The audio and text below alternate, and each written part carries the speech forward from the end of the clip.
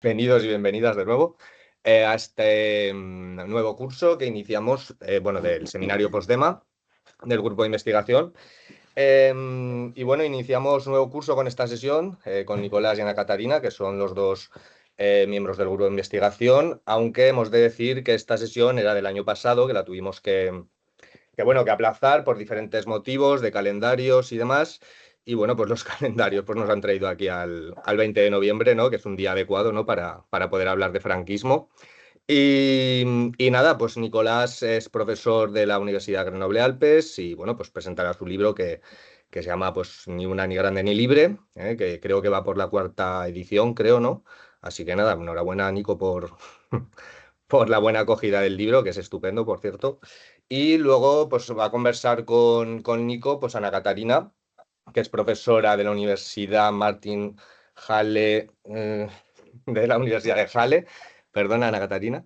Y nada, también hace un tiempo también estuvo con nosotros presentando su libro, que hace cosa de un año también salió traducido en publicaciones Universidad de Valencia.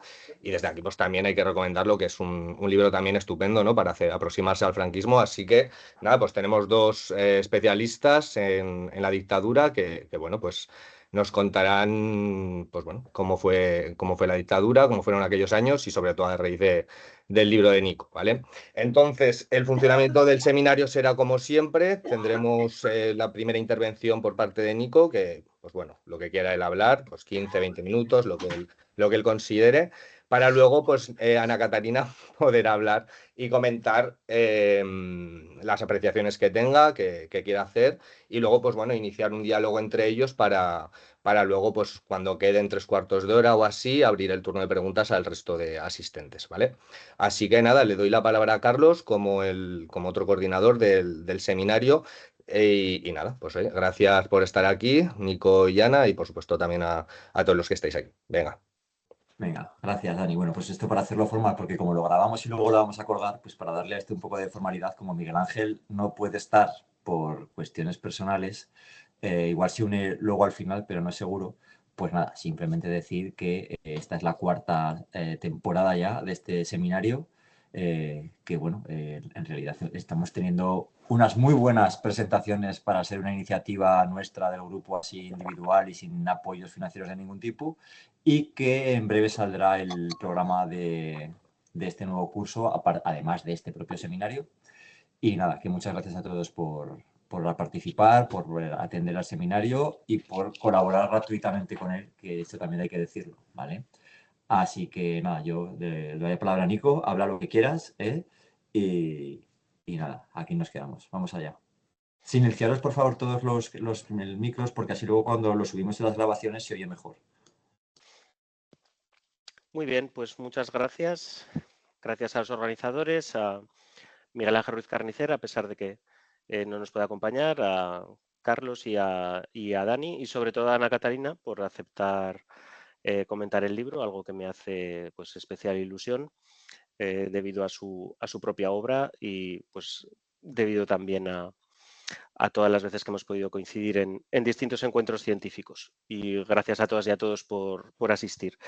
Yo voy a tratar de ser breve para dejar el máximo tiempo posible al debate, que finalmente es lo interesante de este tipo de encuentros.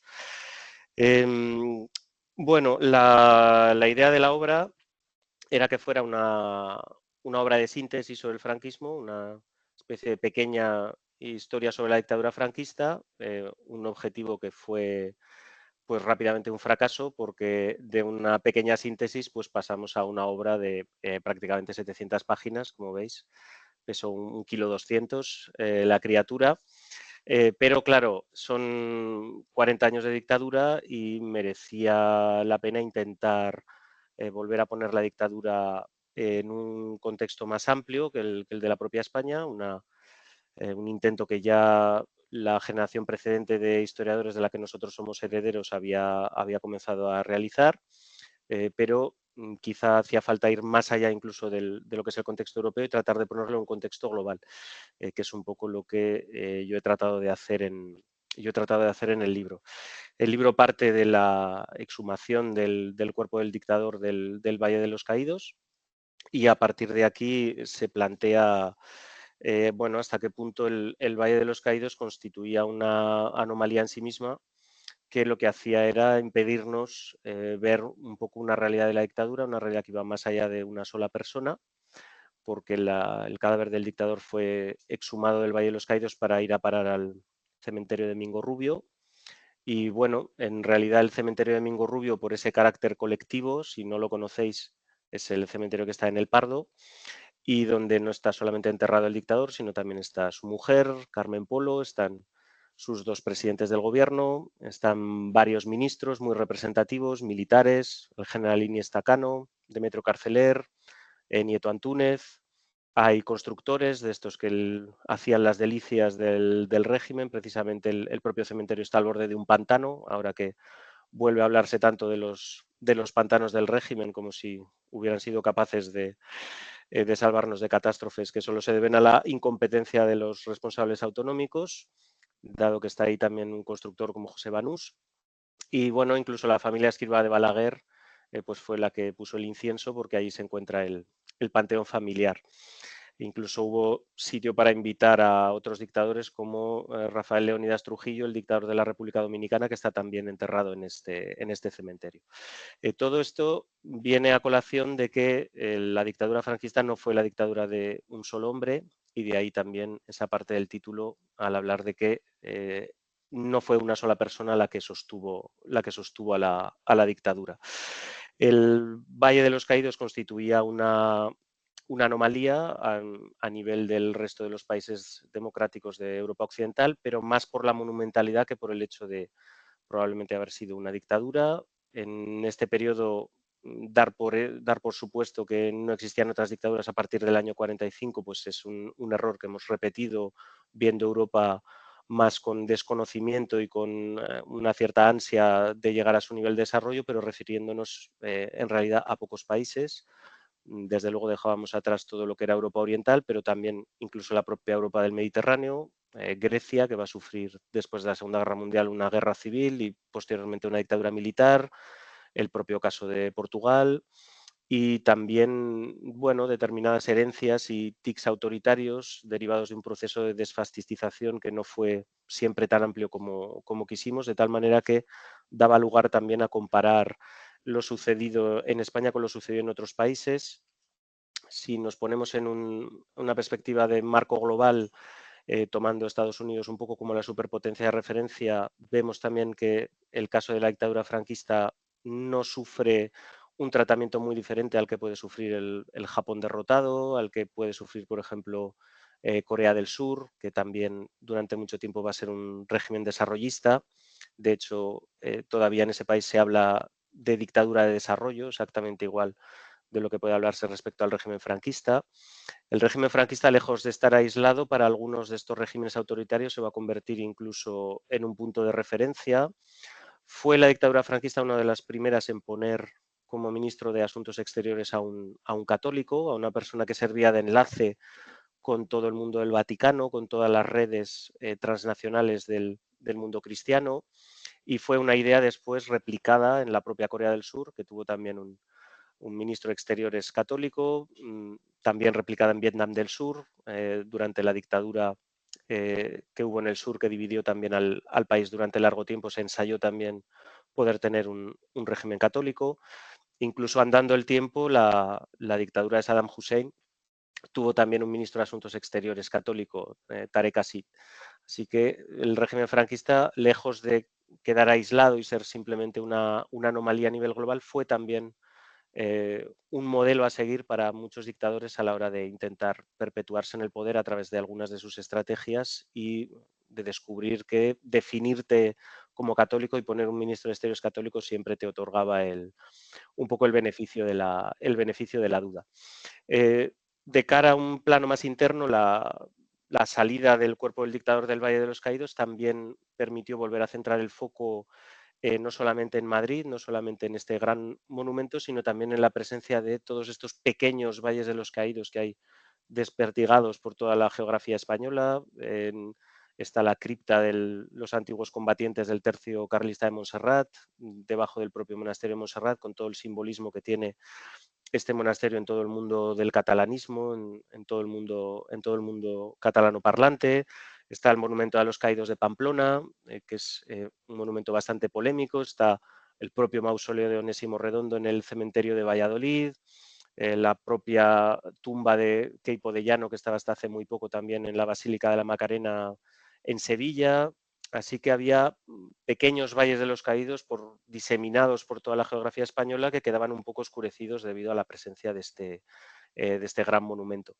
Entonces, mi intención ha sido también que bueno, una persona de cualquier punto de España pudiera abrir el libro y pudiera sentirse reconocido, y que el libro tratara de ir un poco más allá del caso de Madrid, en el que, como es lógico, también se habían centrado la mayoría de análisis sobre el régimen. Madrid o si acaso Barcelona un poco también como contramodelo, quizá incluso demasiado para lo que fue la propia realidad de la ciudad condal durante este periodo.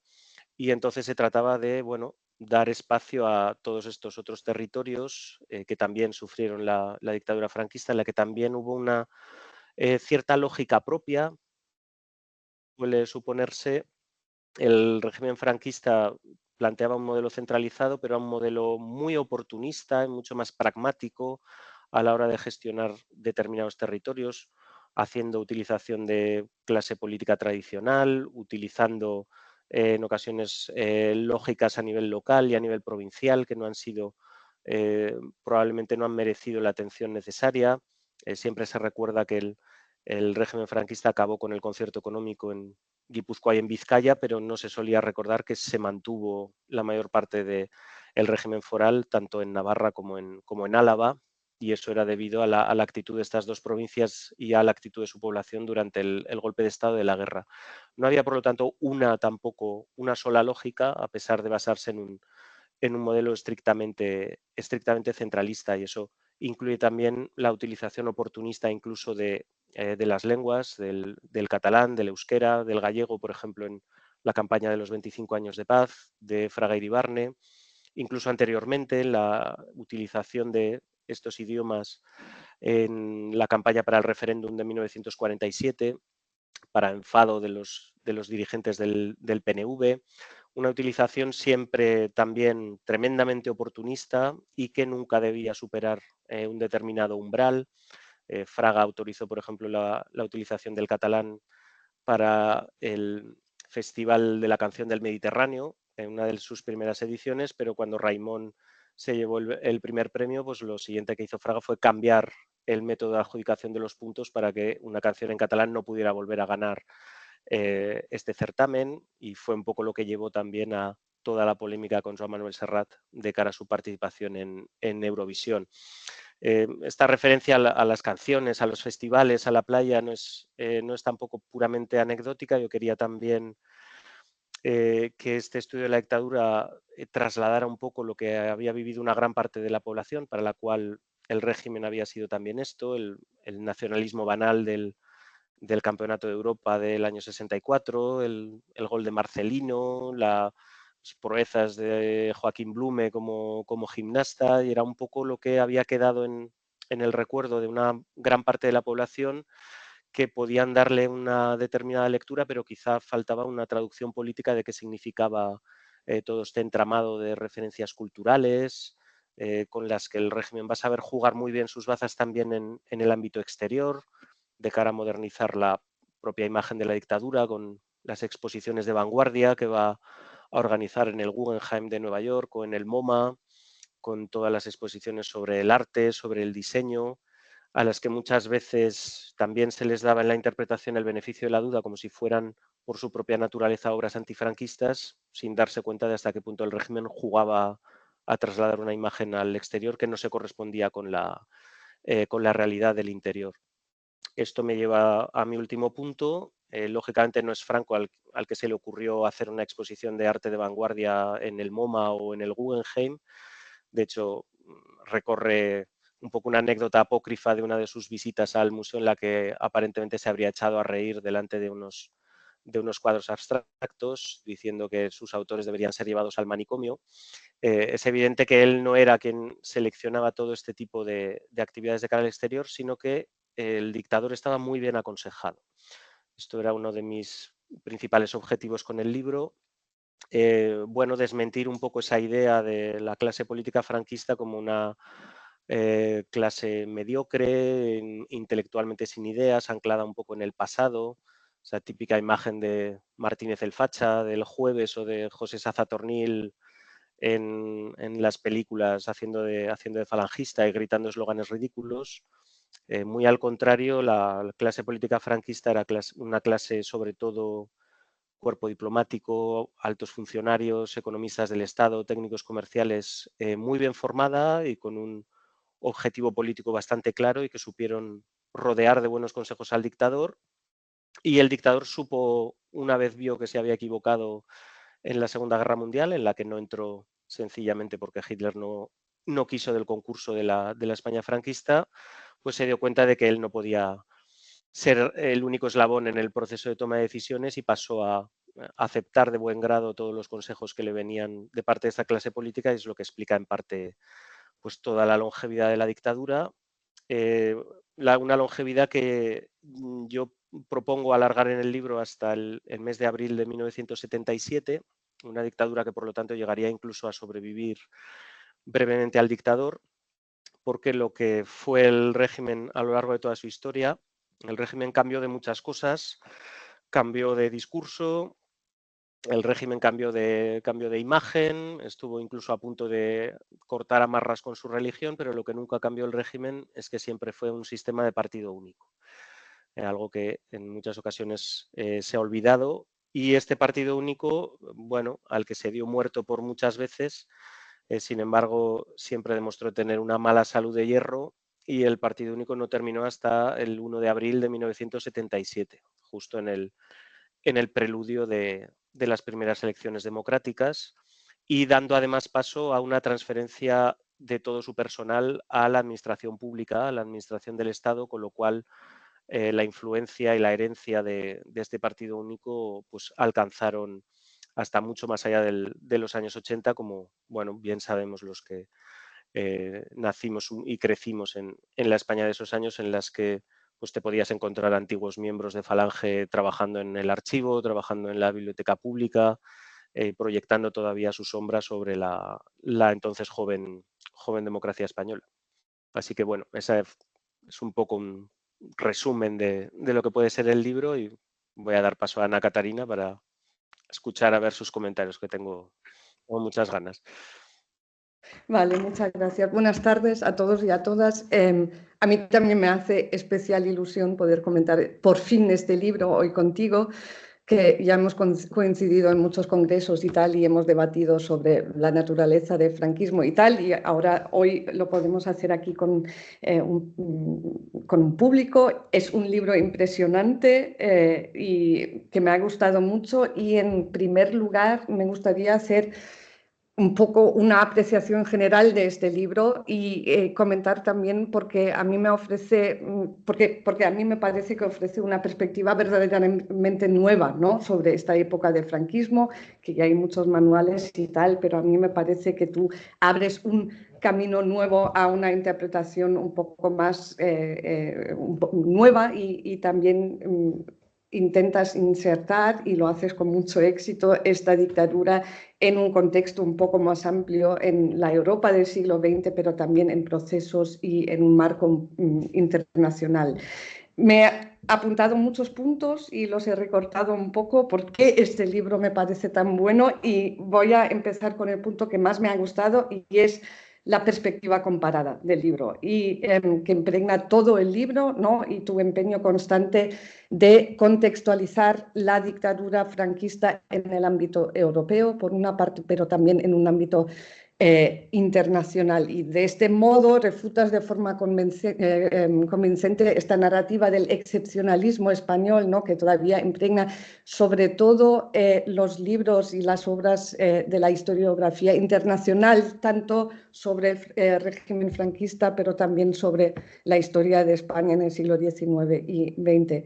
Y además, lo que me gusta de esa perspectiva comparada es que de este modo consigues enriquecer un poco estos debates internacionales, por ejemplo, sobre el fascismo, los movimientos fascistas en la época de entreguerras, pero también sobre, y ya lo has mencionado, sobre las dictaduras desarrollistas en el siglo XX, en los que la dictadura franquista, por desgracia, en mi opinión, hasta ahora apenas se toma en consideración, sobre todo en este debate sobre el fascismo. El segundo punto es que a lo largo de la obra abordas en repetidas ocasiones la cuestión de la naturaleza del franquismo. Y por un lado rechazas antiguas interpretaciones como lo del régimen franquista como antimoderno o reaccionario, ¿no? Y por otro, tratas en profundidad, y eso me gusta especialmente, sobre todo en la primera parte, en comparación con la Alemania nazi y la Italia de Mussolini, hasta qué punto el franquismo puede calificarse de fascista. Y como ya te puedes imaginar, me gustaría volver a este asunto luego en la conversación. En tercer lugar, y también relacionado con esto, refutas muchos de los mitos, ¿no?, que rodean al franquismo y que, aunque se basan en parte en la propaganda y en la autorrepresentación del régimen franquista, aún pueden encontrarse en numerosos manuales sobre el régimen franquista. Esto incluye, por ejemplo, y menciono este ejemplo porque me ha convencido mucho, tus observaciones acerca del supuesto aislamiento internacional después de la Segunda Guerra Mundial. Allí eso me parece muy convincente como tus precisiones, ¿no? Como dices, como refutas un poco este argumento de un régimen abandonado por el mundo y en completo aislamiento internacional. Luego, me ha gustado mucho lo que dices sobre la élite gobernante franquista, y también este concepto quizá lo puedes explicar un poco luego los selectores, ¿no? Y en primer lugar, lo que haces en este libro, pero ya lo has hecho en muchos artículos antes, enseñas que tiene muy poco sentido de dividir de forma simplista esa élite franquista en las famosas familias, ¿no? Y en su lugar destacas muy a menudo las similitudes, los solapamientos ideológicos entre diferentes personajes del régimen. Y en este punto, eso también me he apuntado, indicas, por ejemplo, que altos mandos franquistas como Fraga, Castilla o Solís también estaban influidos, por ejemplo, por la ideología tecnócrata, y eso me gusta mucho, ¿no? Que ellos también se mueven en este marco de estas creencias tecnocráticas que están en boga en los años 50 y 60. Además, también me parece un truco muy bueno, te centras en ciertos momentos de tu obra en figuras centrales de esta élite dirigente franquista, como por ejemplo Manuel Fraga. Me ha gustado mucho el capítulo que haces sobre Manuel Fraga y en su experiencia generacional, su formación, su carrera política, y a través de este personaje nos explicas un poco mejor, ¿no?, cómo funciona este régimen franquista. Y en tercer lugar, y tú y yo hemos hablado ya mucho sobre esto, me gusta mucho que cuestiones constantemente la autorrepresentación de los políticos franquistas, ¿no? Criticas el uso que se hace, por ejemplo, de las famosas memorias de Laureano López Rodó, criticas estos términos como aperturistas o inmovilistas, ¿no?, que son nada más que estrategias retóricas de esta gente para perpetuar el régimen y también para asegurar su propio futuro después de la dictadura. Luego, en quinto lugar, me ha parecido muy importante que a lo largo de tu estudio abordes repetidamente dos temas que impregnan también toda la obra, y en primer lugar es la oposición antifranquista, con especial atención al papel de las mujeres, ¿no?, en esta oposición, y en segundo lugar un elemento clave para explicar la longevidad del régimen, que es la represión, y sobre todo tus comentarios sobre la represión en el tardo franquismo y esta radicalización del régimen en la fase final en los últimos años. Con eso desmontas también con éxito este mito, ¿no?, del franquismo amable o incluso bueno en los últimos 15 años de la dictadura. Luego, me ha agradado el hecho de que prestes tanta atención al lenguaje franquista. Y con esto quiero decir que no lo consideras un mero adorno o algo que es simplemente absurdo, sino que tomas en serio esta, como tú la llamas, y me gusta mucho, la neolengua franquista, y, por ejemplo, lo que respecta a la apropiación de términos como democracia, participación por parte de la élite franquista, o también términos como desarrollo político, que pones entre comillas, indicas así, que es un término sacado de las fuentes que tenemos que analizar. Luego, una cosa que tú ya has mencionado, me ha gustado mucho las constantes referencias a novelas, a la cultura popular, a canciones con las que enmarcas un poco la historia política de esta dictadura en un contexto histórico-cultural más amplio. Y yo me había apuntado que nos dejas revivir este gol de Marcelino en el Estadio Santiago Bernabéu. En tu libro también cantan los Beatles en las ventas en Madrid, en la Monumental de Barcelona. Y me ha gustado mucho tu descripción de los felices años 60, ¿no? Como nos llamaba Manuel Vázquez Montalbán, a través de la canción de Eva María, que se va a la playa para buscar el sol. Y al final me ha encantado también la selección de las fotos, desde esta foto absurda de Himmler con la Virgen de Montserrat, hasta la foto cuando menos perturbador de don Manuel Fraga, como sale allí después de haberse tomado un baño en la playa de Palomares. Así que a mí me parece una obra panorámica sobre el franquismo impresionante y nueva en muchos aspectos, sobre todo en este aspecto de insertar la dictadura en un contexto más internacional y europeo. Y una cosa más, es una obra de fácil y entretenida lectura, gracias a tus juegos de palabras, las referencias estas a la cultura popular y el tono a veces bastante irónico, que me gusta mucho. Y creo que esto, una lectura entretenida, no se dice sobre muchos libros de historiadores.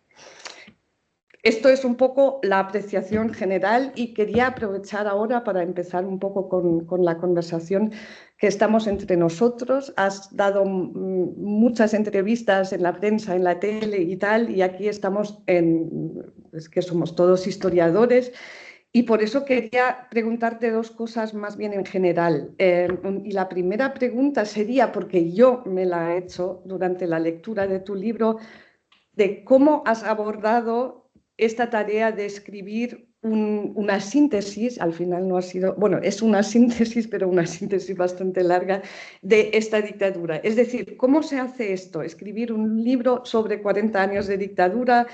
¿Cómo decides qué omitir, qué poner en el libro? ¿Cómo se elige la perspectiva? También esto, historia política, historia de la población, social, historia cultural. ¿Y cómo se compone una obra así? Esa sería la primera pregunta, porque a mí me interesa mucho y yo me lo he preguntado al leer tu libro.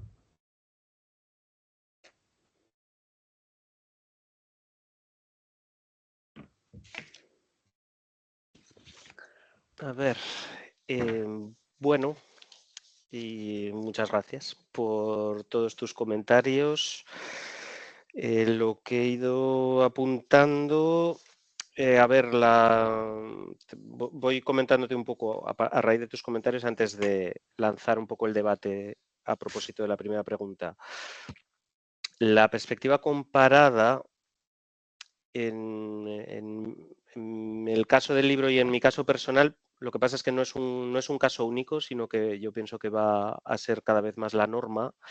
Viene un poco de la propia experiencia profesional, de decir, la generación anterior ya había salido un poco en postdoctorales, había ido muchos de ellos a Londres a trabajar con Paul Preston o gente también que había salido a Francia, pero yo pienso que es en la generación mía, la que hizo la carrera final de los años 90, la primera que sistemáticamente puede disfrutar de las estancias del ministerio, los que tengan un contrato o los que hemos podido ir al Instituto Europeo en Florencia. Entonces, cae por su propio peso el hecho de que tú te vas a interesar por leer más bibliografía internacional o vas a discutir con otros compañeros que están haciendo tesis que en principio no tienen nada que ver y vas a encontrar tú mismo puntos en común. Entonces yo creo que es algo que es fruto de la evolución lógica de la profesión. desde que hay más problemas económicos en la financiación de becas, de estancias, etcétera, se puede ver un cierto retraimiento en algunos proyectos de tesis y entonces habría que tener cuidado en no dar un paso atrás respecto a este proceso, digamos, de internacionalización. Pero yo creo que es algo bastante común en general en la gente un poco de esta generación, los que estudiamos a final de los 90. Luego, en mi caso, yo tenía una suerte particular, que es tener doble nacionalidad, madre francesa. Entonces, esto es algo que con la generalización del Erasmus probablemente veremos más en las próximas generaciones. Gracias también a la inmigración. Empiezan a estudiar doctorados, pues gente que es de origen rumano, gente que es de origen búlgaro, gente que es de origen marroquí, y entonces van a poder probablemente dominar algunas lenguas que a nosotros nos resultaban completamente extrañas, empezarán a incorporar bibliografía, experiencias, anécdotas que hayan escuchado en casa. Entonces, al final la historiografía española se hará internacional, pues le guste o no. Y entonces esto probablemente estaba más asentado en otros países que tienen más contacto con o cuyas culturas son consideradas como culturas de referencia en el exterior, ¿no? Pienso en el caso francés, por ejemplo, claro. En Francia se conoce mucho todo lo que es la historia de países como Rumanía, como Bulgaria, como Polonia, donde saber francés es muy prestigioso y entonces pues tienes mucha gente que acude a congresos, tienes mucha gente que quiere publicar en esas lenguas. Entonces, eso es una cosa que a mí me ha ayudado mucho. El excepcionalismo español, yo siempre, ya desde niño lo he tenido muy claro, y esto sí que puedo citar una experiencia personal bastante iniciática, como que a mi abuela francesa en su pueblo más pobre que las ratas de Normandía, el primer baño completo que tuvo se lo instalé yo con mi tío en 1990. Entonces, claro, estar pensando en España que en Europa todo era riqueza, mientras en España nos moríamos todos de hambre, pues animo a cualquiera que se dé una vuelta por el sur de Italia o por alguna región del norte de Francia alejada de París, y probablemente habrá casos en muchos otros países para darte cuenta de que el excepcionalismo español, bueno, hay que cogerlo con pinzas. Y esto a nivel político se traduce también pues, en una verticalidad muy grande de las estructuras, una continuidad muy grande de los mismos linajes políticos en todos los países. Entonces, lógicamente está el salto de estar en un régimen democrático o no, cosa que no voy a reducir a una anécdota porque no lo es. No soy como Alfonso Guerra, que acaba de organizar una exposición en Sevilla sobre Antonio y Manuel Machado y dice que lucharan en bandos diferentes en la Guerra Civil Española es una anécdota sin importancia en su biografía. Bueno, esto me lo tendrán que explicar mejor. Pero bueno, sirve un poco para decir, bueno, vamos a poner en contexto determinados elementos, ¿no? La España de los años 20, la España de los años 30 es una España muy pendular. Estás en el centro de Madrid y estás como en Manhattan. Coges un coche, te haces 40 kilómetros, vas a Guadalajara y a un pueblo de Guadalajara y vuelves a la Edad Media. Entonces, esto hasta qué punto no hay también un excepcionalismo dentro del propio país, ¿no? Entonces, bueno, esto digamos que te ayuda a la hora de establecer la comparación el hecho de no partir del prejuicio de que todo lo que te vas a encontrar va a ser mejor. Y esto se puede aplicar también a la comparativa entre los partidos únicos. O sea, esta idea según la cual el partido nazi funciona como un reloj, todo el mundo está convencido, todo el mundo está formado, todo el mundo sigue las instrucciones, es nazi desde que el punch de la cervecería, igual que en Italia, todo el mundo que es miembro del partido lo es con convicción, sigue las normas. Es que es algo que es que por tu propia experiencia vital vas a negar, es decir, aquí hay oportunistas, aquí hay carrieristas, aquí hay gente que se saca el carnet del partido por sacarse una conserjería. Es decir, todo es igual de cutre en todos los países del mundo. Ese sería mi resumen de huir del excepcionalismo, ¿no? Todo es igual de maravilloso, de cutre, según cómo se mire. Y esto enlaza con este supuesto antimodernismo del régimen, ¿no?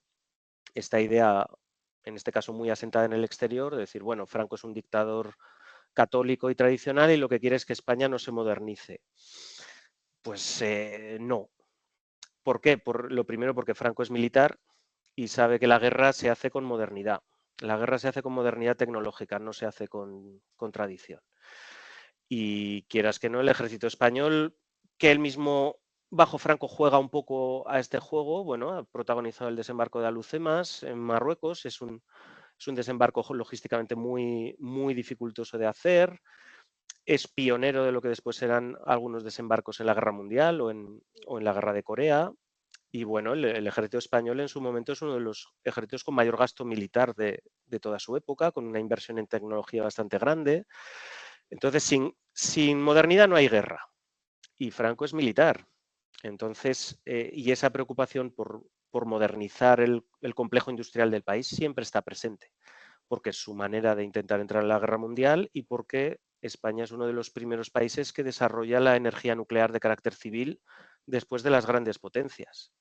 Y la entrada en funcionamiento de la central de Zorita y del resto de centrales nucleares que se proyectan es bastante pionera, muy dependiente de la tecnología francesa y de la tecnología americana, pero bueno, energía nuclear al fin y al cabo. Y de hecho en el Tratado de No Proliferación Nuclear se advierte que uno de los países que tiene más posibilidades de desarrollar la bomba atómica a corto plazo, y hablo de un informe del año 74, pues se indica que es España.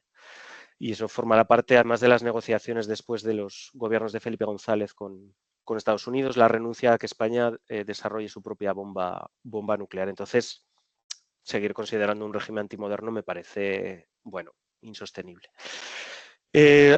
Pasa lo mismo con el aislamiento internacional. Claro, a la que te pones un poco a escarbar, el régimen franquista tuvo suerte porque porque conquistó un estado centenario. Conquistó un estado que tenía una trayectoria previa como antigua potencia, con un antiguo imperio colonial, con un cierto legado administrativo. La España de su época estaba en la Sociedad de Naciones, estaba en todos los tratados de cooperación intelectual, estaba en la Unión Postal Internacional. Entonces, ahí hay un bagaje que después el régimen franquista puede poner en valor.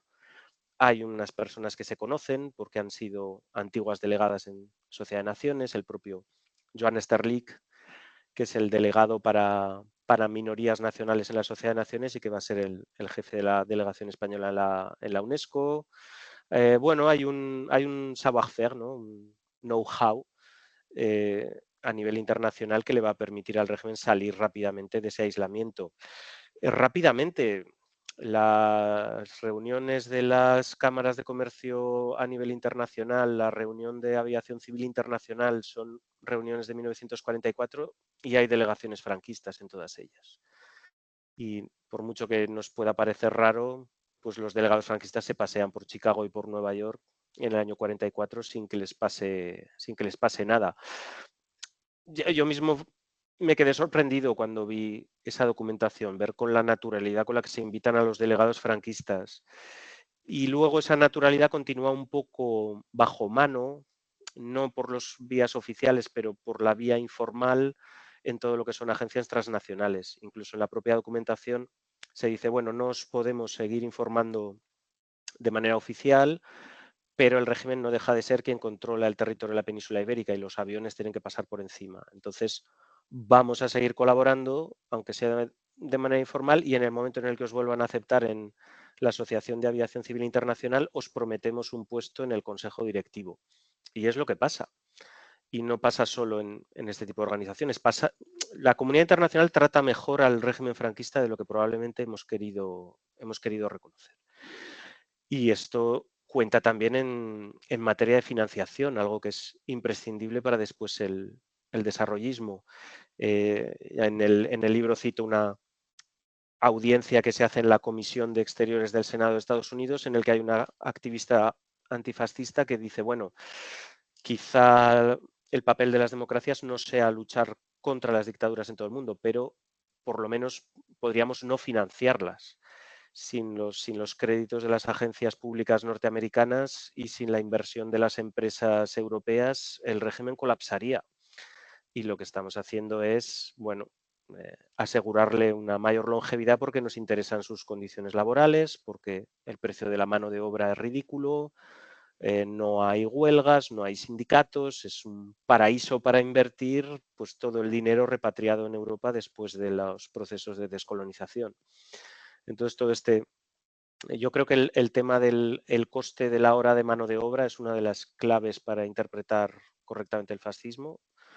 Después de tantos años de lucha sindical en los años 30, los regímenes fascistas son un maná para los hombres de negocios, y ahora es un tema que está estudiándose cada vez más, sobre todo en los países nórdicos, la colaboración en Dinamarca, en Holanda, etcétera. Entonces, yo creo que por aquí hay una vía de investigación todavía no finalizada.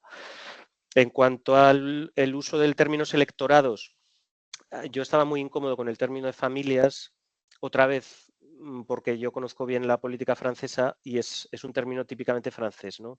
Aquí a las agrupaciones ideológicas se las llama así, famille politique, familia política, pero siempre referido a un régimen pluralista y de libertad, de tal manera que estas familias políticas se conforman a través de los partidos y a través de las elecciones.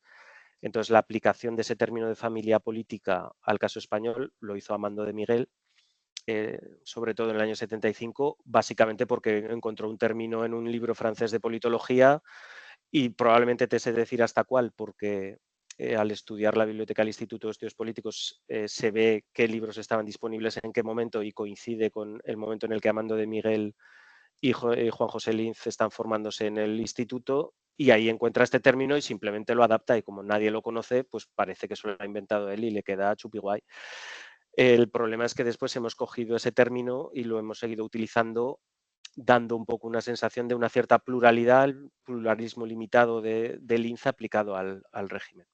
Entonces yo iba a la búsqueda de un término que me resultara más funcional y que se aplicara exclusivamente a regímenes autoritarios, a dictaduras, autocracias, como los queramos llamar. Y entonces este término está enunciado por dos politólogos norteamericanos, Alastair Smith y Bruce Bueno de Mezquita.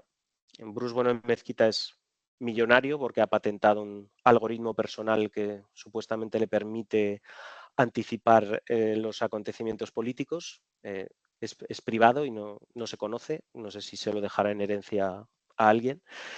Pero más allá de su algoritmo, tienen un libro muy interesante que se llama La lógica de la supervivencia política, en la que habla de cómo el dictador tiene que repartir beneficios al tiempo que mantiene a los distintos grupos bajo control, grupos que son mucho más fluidos, que son capaces de, en el que hay personas que pueden participar en varios grupos a la vez o que los alineamientos pueden cambiar. Y él establece este término según el cual en una dictadura no hay electorados, sino que hay selectorados, ¿no? Canteras de reclutamiento que al mismo tiempo pueden convertirse en una amenaza para el dictador si no las sabe mantener bajo control. Y me parecía que era un término perfecto para entender un poco la dinámica entre Franco y sus distintas canteras políticas, canteras que por supuesto no son compartimentos estancos. O sea, lo que ha habido aquí es mucha memoria selectiva, por contestar también a otra de tus preguntas, de tal manera que Areilza, falangista empedernido, primer alcalde franquista de Bilbao, como en sus últimos años se vuelve monárquico y se acerca a don Juan, pues siempre es monárquico, con lo cual solo vale lo del final. Pero en el caso de Castilla, que primero fue propagandista y después fue falangista y estuvo después en la División Azul, aunque parece que eso sea una anécdota en algunas biografías, pues en su caso no es cómo acaba, sino cómo empieza. Y siempre se le define como católico. Con lo cual nos encontramos con un cherry picking, una selección de qué es lo que quiero poner en un perfil, pues completamente intolerable, de tal manera que según nos convenga presentar al personaje de una manera o de otra, cogemos o su trayectoria inicial o su trayectoria posterior. El fascismo no deja de ser una invención política relativamente tardía, entonces todo el mundo tiene una historia previa, pero eso no significa que cualquiera que no tuviera una militancia previa no sea convencidamente fascista. Y en eso se sigue basando una parte del discurso de la extrema derecha cuando dicen que Mussolini en realidad era socialista. Sí, bueno, fue miembro del Partido Socialista y como tal fue expulsado del partido. En cambio, al hablar de Carl Smith, lo mismo. No entró en el partido, bueno, simplemente pero en realidad fue siempre un católico. Bueno, todo depende cómo valoremos las trayectorias. Lo único que habría que pedir es coherencia. O siempre nos quedamos con el principio, siempre con el final, pero no en unos casos de una manera y en otros de otra, ¿no? Que era lo que pasaba con con gran parte de la clase política franquista, mucha de ella evidentemente tecnócrata, como bien has dicho, por esta búsqueda de la modernidad, y una búsqueda de la modernidad que además es transversal, porque muchos de ellos son antiguos pensionados de la Junta para Ampliación de Estudios, el propio Castilla lo es, con lo cual llevaban un poco esa búsqueda de la modernidad es transversal a prácticamente toda la élite dirigente española, ya sea republicana o sea después franquista, y es algo que nos vamos a encontrar en prácticamente cualquier país en el que el sector agrario sea el sector dominante, por simplemente una búsqueda de desarrollo económico y en términos geoestratégicos. Sobre lo que dices de determinados personajes, es verdad que a mí me interesaban algunos perfiles en concreto. Fraga me parecía muy, muy obvio, pero lo que he tratado de destacar es que Fraga tampoco es solo Fraga, es Fraga y su equipo. Siempre tiene un grupo de gente alrededor, Luis González Seara, ahora me patina algún nombre más, Juan Beneito, un equipo que además está vinculado a él en muchas ocasiones por vínculos familiares. Esto era algo que me interesaba también. Hay que tener en cuenta que toda esta gente se casan todos entre ellos. Y eso es algo que, por ejemplo, me insistía mucho Victoria de Gracia, mi antigua directora de tesis, y a mí me parecía una cosa un poco... A mí me hacía sentir un poco incómodo su consejo de que mirara los vínculos familiares, me parecía un poco posmoderno, decía, esta mujer que posmoderna es, y tenía toda la razón.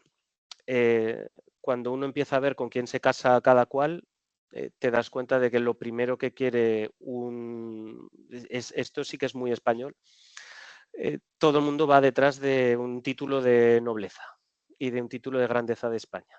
Esto es como en la serie Élite. En cuanto hay un grande de España, todo el mundo se quiere casar con él, porque sabe que sus hijos es la manera de hacerles entrar en la élite dirigente del país de manera estructural. Y entonces todo el mundo, Fraga y Castilla, sus hijos están emparentados, los ministros falangistas de Agricultura casan a sus hijos con antiguos aristócratas, o sea, es prácticamente la composición de una élite de poder que se mantiene hasta hoy. Y eso te da además unas vinculaciones y la posibilidad de una lealtad política en un determinado momento que no te da otra cosa que no sea la sangre.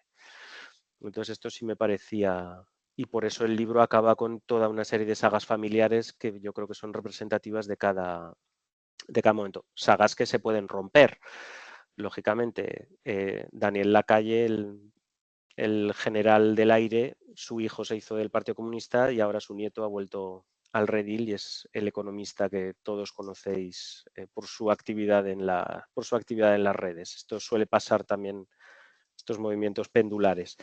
Un personaje que me interesa mucho, por ejemplo, más allá de Fraga, Antonio Garrigues, el que fue embajador en Washington, amigo personal de John Fitzgerald Kennedy y de Jacqueline Kennedy, de quien dicen incluso que después de la muerte de JFK se convirtió en su amante, introductor de Juan Carlos de Borbón en los círculos de Washington, enviado después a la embajada en el Vaticano en los momentos más difíciles, y una persona que jugaba un poco a ser como el verso suelto, ¿no? Siempre independiente, es una especie de McNamara Cañí, de McNamara español, y fundador de uno de los grandes bufetes junto a su hermano Joaquín, el bufete Garrigues Walker, otra familia también con muchísimos vínculos con la familia Marañón, con la familia Ortega, una auténtica representación de esta élite de poder.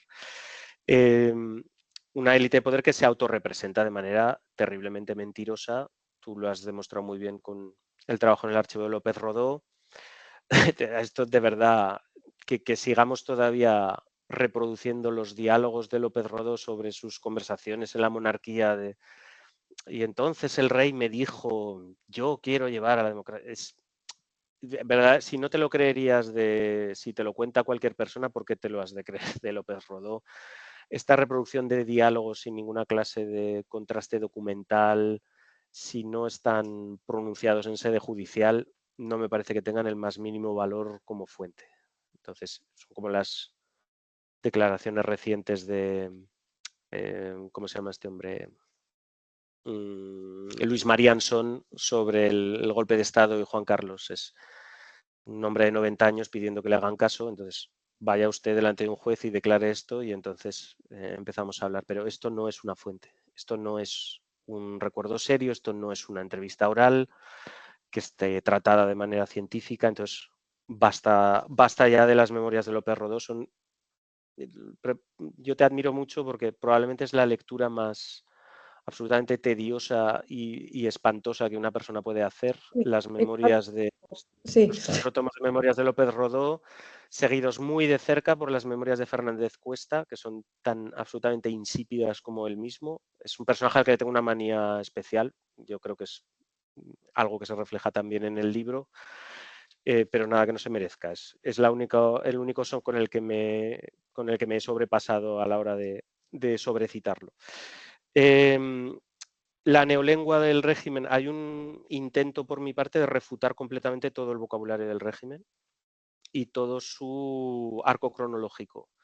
Esta diferenciación entre primer franquismo y segundo franquismo en 1959 no se corresponde con ninguna realidad política ni diplomática. No se corresponde con la entrada en la ONU, que es 1955. Generalmente o hablamos de 1953 con los acuerdos con Estados Unidos o de 1959 por el plan de estabilización. Pero el verdadero parteaguas sería el año 55 o sería el año 57 con la entrada del gobierno. Pasa lo mismo con la parte final, lo que hablas de la radicalización final. El régimen está en un proceso de radicalización muy evidente desde 1969, el momento del estado de excepción, que pasa de estar vigente en el País Vasco a generalizarse a toda España. Es el momento en el que se acabó la fiesta, ¿no? Por dar una referencia actual. Ese momento en el que esta idea de un ciudadano consumidor desideologizado, de una clase media que vive maravillosamente bien viendo el gol de Marcelino, etcétera, pues se va por tierra porque las nuevas clases medias, comisiones obreras, el mundo estudiantil, etcétera, están haciendo una enmienda a la totalidad del régimen. Entonces, esta idea de un segundo franquismo placentero, etcétera, no se corresponde en absoluto con la realidad. Las penas de muerte son superiores a las que se pronuncian en Italia en la década de los 20. En la España franquista hay más curas encerrados en prisión que en cualquier dictadura de Europa del Este, algo que también refuta un poco esta idea de el régimen franquista como un régimen católico. Es el régimen franquista el que decide quién es católico y quién es mal católico, exactamente igual que se sigue haciendo. Y esto es un poco lo que lleva a la parte final. Lo que pasa es que, claro, ha quedado, y eso muchas veces queda más reflejado en una película o en una canción, en lugar de explicar la importancia de las horas extra para el complemento del salario de un trabajador medio en la España de los 60, pues es mejor hablar de esta película, Atraco a las 3, en la que los trabajadores de un pequeño banco quieren dar un golpe y robar su propia sucursal bancaria porque no les están pagando las horas extra. Entonces, a mí me parecía que para el lector era más agradable, si habían visto Atraco a las 3 o si podían acercarse a la película, verla a través de una película simpática, aparentemente neutra, pero que lleva un componente de crítica, como era esta ausencia de pago de las horas extra, que servían de complemento salarial para muchos trabajadores, muchos de ellos pluriempleados. Entonces, era un poco también eso lo que yo buscaba, imágenes de la cultura popular que pudieran evitarme a mí escribir un párrafo pues quizá demasiado académico a la hora de explicar pues cualquiera de estas situaciones. Esto enlaza un poco con tu pregunta y ya me callo de una vez. ¿Cómo se compone una obra así? Yo creo que, bueno, siendo un poco nosotros mismos. Yo creo que el libro intenta adaptar un poco un cierto registro oral. Es decir, cuando nos juntamos en la cafetería para hablar del régimen, pues podemos tener la conversación más seria del mundo y al mismo tiempo hablar de la película que acabamos de ver o de o de otra película que te habla muy bien de una determinada imagen o una lectura, y entonces yo creo que lo que trataba de hacer era precisamente eso, empezar hablando de una cosa y acabar hablando de otra, todo lo contrario, pero al mismo tiempo mostrando que todo está íntimamente ligado. Entonces, yo diría que casi me ha salido una cosa así de manera natural.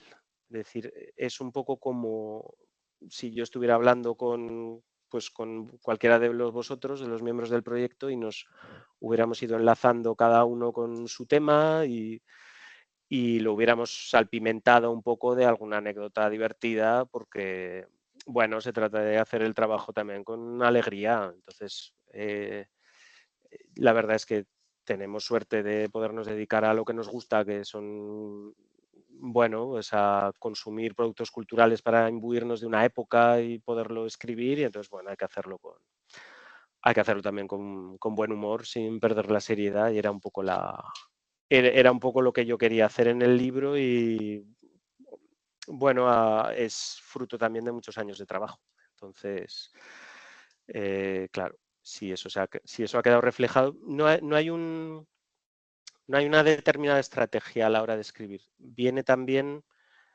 yo tuve suerte de tener una beca en la residencia de estudiantes en Madrid, y allí convivía con 2 escritores más, escritores de literatura, y es verdad que sus estrategias narrativas, de cómo enfocaban a la hora de contar un determinado tema, yo sí que pienso que algo de estrategia de narrativa pura de literatura o de no ficción sí que hay un intento de adaptarlo de algunos ensayistas que a mí me gustan mucho, Sebastian Haffner, Hannah Arendt, alemanes, por cierto, la mayoría. Así que bueno, ahí también yo creo que la formación nuestra tiene que volver también a poner en valor la lectura de literatura, la lectura de estas obras de novela, para poderlos trasladar mejor al gran público. Pues muchísimas gracias, y te ha salido muy bien transferir esta estructura oral, ¿no?, de contar la dictadura a este libro. Pues como estabas hablando ahora de las perspectivas o cómo elegir, cómo escribir sobre esta dictadura, quería preguntarte una cosa que me ha saltado a la vista al leer tu libro, porque en la primera parte, y luego hablamos del fascismo, esa pregunta la tengo apuntada, en la primera parte del libro dedicado al llamado primer franquismo, y tú rechazas esta, y a mí me parece muy bien, y lo de los años 50 también estoy completamente de acuerdo. Pero en esta primera parte, donde tratas los años después de la Guerra Civil hasta el final de la Segunda Guerra Mundial, te centras mucho en Franco y en sus colaboradores, ¿no?, más íntimos, y supongo sobre todo, y eso lo haces a través de esta perspectiva para explicarnos, por un lado, la construcción de este Estado franquista, por una parte, y por otra, para debatir y discutir los grandes temas de estos años, como sobre todo las relaciones de España con el eje, ¿no?, con la Alemania nazi y con la Italia fascista, y también esa cuestión de la participación o no participación en la Segunda Guerra Mundial. Y es precisamente en esta parte que la población juega un papel menor, diría yo. Luego ya no, en los años 60 tratas esta población con estas referencias a la cultura popular y tal, pero en la primera parte juega un papel menor, y claro que destacas al principio la participación y la complicidad con los crímenes franquistas, y también lo que llamas el reparto de botín, ¿no?, que estas son clave para explicar el apoyo o por lo menos la aceptación de este nuevo régimen por parte de la población. Pero me gustaría pedirte que profundizaras un poco más en esta cuestión, cómo se asegura el régimen el apoyo o por lo menos esa aceptación pasiva de la población a lo largo de estos años. Ya sé que es una pregunta difícil Y pregunto eso también porque aquí en Alemania, en relación con la investigación sobre la dictadura nazi, el enfoque está justo en esta cuestión en los últimos años y se ha debatido por una parte por la integración de gran parte de la población alemana en el partido nazi y en las organizaciones y el rol, ¿no?, que tiene el partido, el NSDAP, para asegurar el apoyo a este régimen. Y por otra parte ha habido aquí un debate sobre la Volksgemeinschaft, ¿no?, esa comunidad del pueblo alemán, comunidad racial del pueblo alemán, es difícil traducir este término. Y se ha subrayado en este debate que no fue solo un concepto de propaganda nazi, sino que fue una promesa, ¿no?, que generó, de hecho, apoyo en la población porque había una promesa de una sociedad alemana racialmente, entre comillas, pura, sin clases, a través de la exclusión de minorías. Y teniendo en cuenta un poco estos debates aquí en Alemania, me gustaría preguntarte por esto, de la complicidad y el apoyo de la población y cómo el régimen logra asegurarse, por lo menos durante mucho tiempo, de este apoyo. Vale, sí es verdad lo que me comentas de que en la primera parte, en los primeros capítulos, hay más atención a lo que es la relación internacional y de esta cuestión de la entrada de la guerra o no, más que a quizá la población a ras de suelo.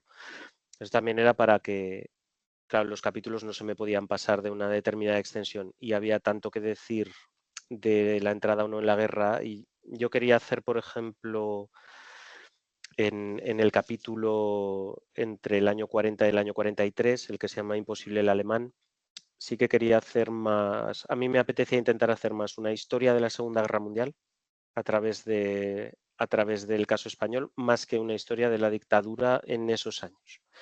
Entonces sí que digamos que ahí hay más una voluntad de escribir otro tipo de libro que quizá hablar de todos los aspectos de la realidad española. Sí que intento dejar un poco muestras de el por qué, ¿no? Más en el capítulo anterior sobre la represión, lo que dices tú. Yo creo que hay 3 elementos fundamentales para entender el por qué ese anclaje del régimen tan fuerte no solamente entre las élites más favorecidas por el régimen, sino en general por la población. Yo creo que el primero es muy sencillo, es la guerra. Es decir, has ganado la guerra. Y eso es una gran diferencia con el caso alemán y con el caso italiano. Tú no tienes que imponer una realidad, sino que la realidad la has ido imponiendo ya a lo largo del tiempo que ha ido durando la guerra, y eso te ha permitido ir depurando la administración, te ha permitido ir dando unos pasos necesarios, te permite, digamos, ir más rápido por haber ido más lento en la toma del poder, y eso es una diferencia grande con dictaduras que tienen que irse estableciendo y tienen que ir rompiendo resistencias internas. Tú puedes emitir una directiva desde un ministerio, pero si después los funcionarios no la quieren aplicar, si después alguien da un soplo y avisa a una persona para que se pueda escapar, yo creo que todo eso ya no pasa desde el año 39. Entonces le permite al régimen imponerse de manera más clara. Luego la guerra tiene un componente positivo, que era para los que han ganado la guerra, son la comunidad de la victoria. A mí me resultaba muy extraño que todas las historias de la dictadura empezaban siempre con la posguerra, qué triste fue, la posguerra, cuánto hambre hubo. Efectivamente hubo todo eso, pero sobre todo para los vencidos. Yo leía Memorias de Vencedores y te contaban que las fiestas de San Fermín de ese año habían sido las mejores que nunca y que se vivía en la abundancia.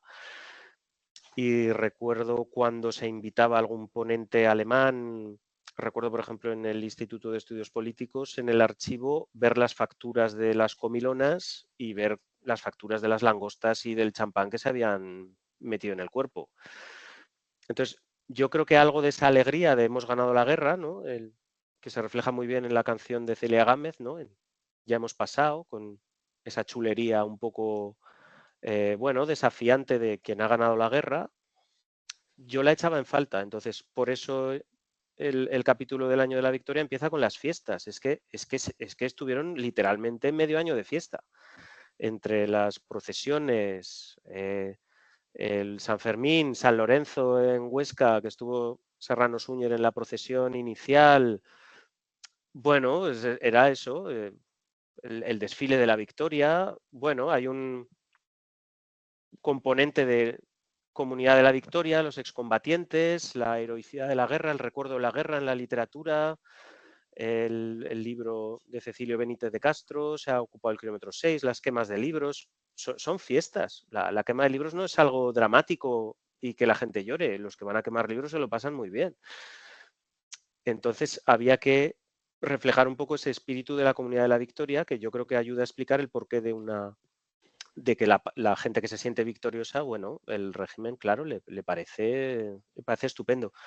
Y también me parece que la movilización de la guerra, esto lo podrán decir mejor los especialistas en la guerra, la movilización de la guerra, lógicamente en el lado franquista, a medida que la victoria se va haciendo más evidente, bueno, pues es más triunfal, es más...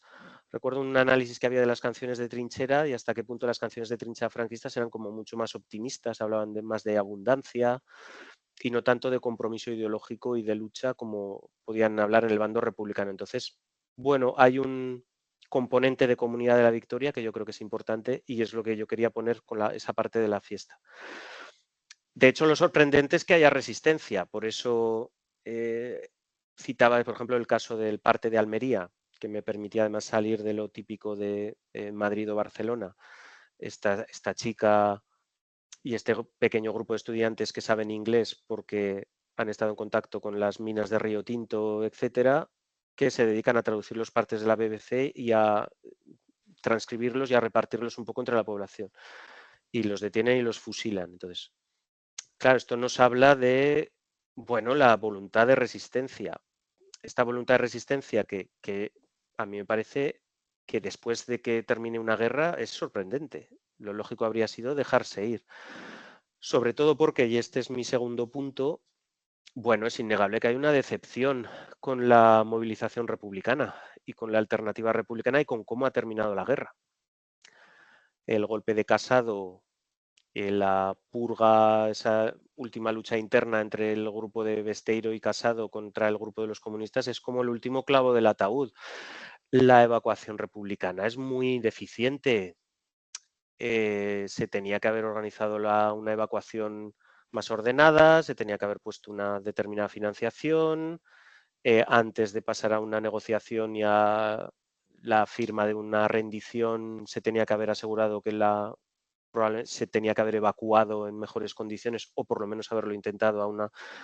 Hay una decepción grande con el bando republicano, es que negarlo sería hacerse trampas al solitario. Entonces, el horizonte de expectativa que puede tener la población que no simpatiza con el régimen es muy reducido.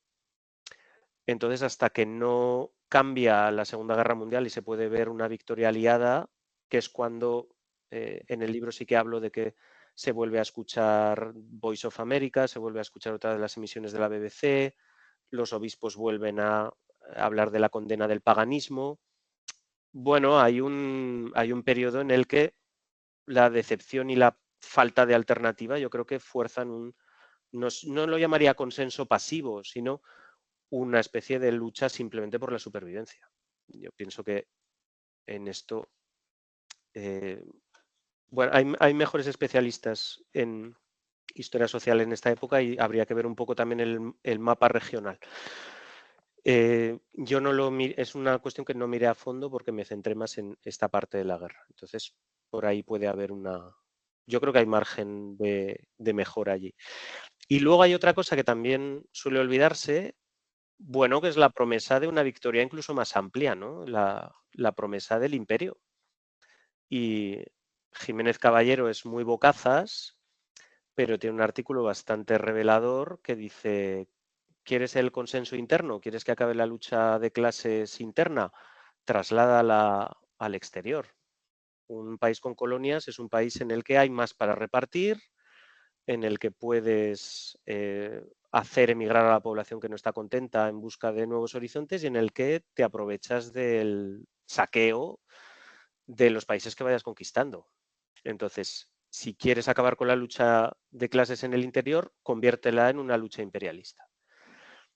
Y hombre, es muy crudo y muy simple, pero no deja de ser eficaz. O sea, decir, poder participar en el reparto del botín de la victoria genera muchas lealtades.